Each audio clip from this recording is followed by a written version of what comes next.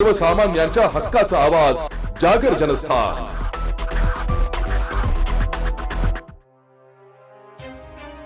धुळे महानगरपालिका महापौर निवडीमध्ये आता चांगलाच ट्विस्ट आलाय।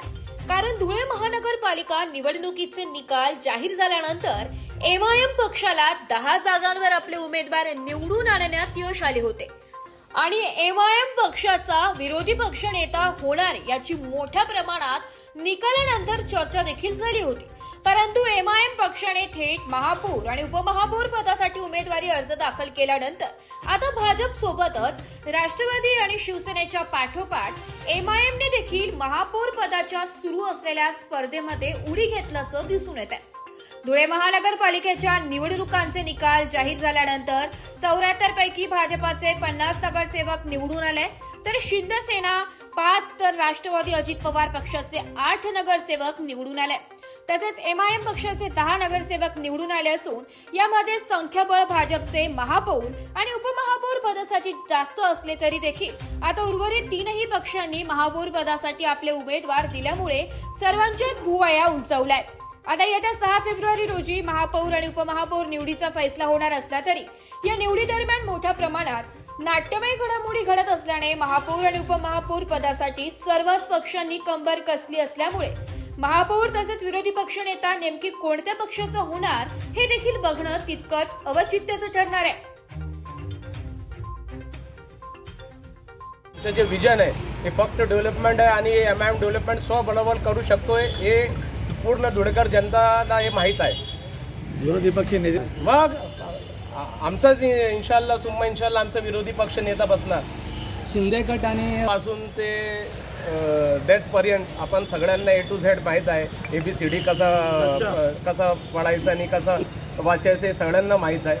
आता महाराष्ट्रामध्ये ABC टीम कोण आहे हे सगळ्यांना माहिती आहे। मी सर्व धुळेकर जनताला एवढंच बोलू इच्छुक आहे की एमआयएम पक्ष हा सेक्युलर पक्ष आहे। ते सर्व जात धर्माला सोबत घेऊन काम करणारा पक्ष आहे। तुम्ही पूर्ण धुळेकर जनताला माझं एक अपील आहे की तुम्ही एकदा एमआयएम वर तुम्ही भरोसा ठेवा आणि तुम्ही डेव्हलपमेंट बघा। आमदार साहेबचे सलीभाऊ वाडेकर तुम्ही जे प्रश्न केले ना आमच्या तो सगळ्यांसाठी आम्ही वेलकम आहे। आज वेलकम करत आहे सगळ्यांना। आता आहे ना पुढे पण आहे ना, आता जिल्हा परिषद आहे, जिल्हा परिषद पण आहे ना पुढे। असं नाही राज हा निर्देशनसाठी आपल्याला 2 दिवसांची शेवटची मुदत भेटली होती। त्यांना माहीत होते की एमआयएम आपला महापौर आणि उपमहापौरसाठी रेसअपमध्ये आहे आणि ते फॉर्म घेतील। हे एक संधी घेण्यासाठी त्यांनी प्रश्न टाकलेला आहे। जागर जनस्थानसाठी प्रतिनिधी रूपक पिरारी, धुळे।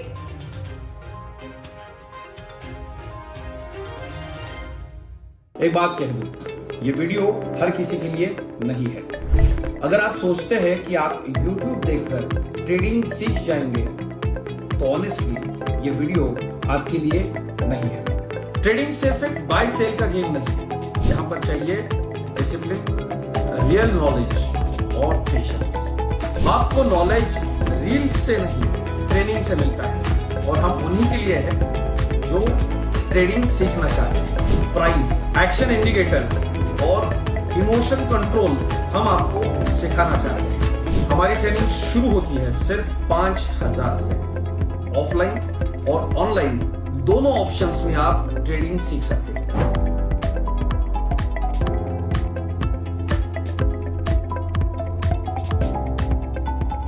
अगर 5000 इन्वेस्ट करने में प्रॉब्लम है तो फिर ट्रेडिंग में करियर करने का आइडिया छोड़ दीजिए। अगर आप सीरियस हो, ट्रेडिंग के स्किल को बिल्ड करना है, साइड इनकम बनाना है, आपका फ्यूचर सिक्योर करना है तो स्टॉप मत करो।